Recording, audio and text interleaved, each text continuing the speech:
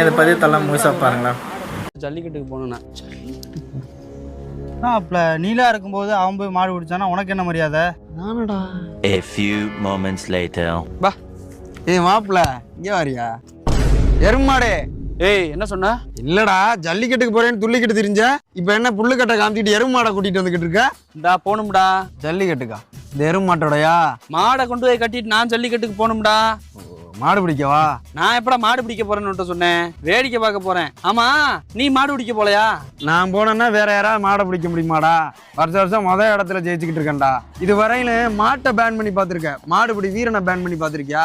நான் மந்தையில இறங்கி விளையாட ஆரம்பிச்சேன்னு வச்சுக்க, ஒரு மாடு தப்பாது, அம்புட்டும் புடி மாடா தான் இருக்கு. செகுட்டு மூதேவி, மாடு அங்க ஒரு கோயில் கடை வரைக்கும் தெரியுது, அதை பிடிக்க போலையான்னு கேட்டேன். என் மாட்டை கிடா வரட்டிக்கிட்டு இருக்கா மாப்பிள்ள. எங்க அப்பா தெரிஞ்சா கத்துவான் மாப்பிள்ள, என்னன்னு பாப்போம்டா. மாட்டை அப்புறம் கடா வரட்டும், அவன் நம்மளை கலாய்க்கிறான்டா. ஆமா உன் மாடு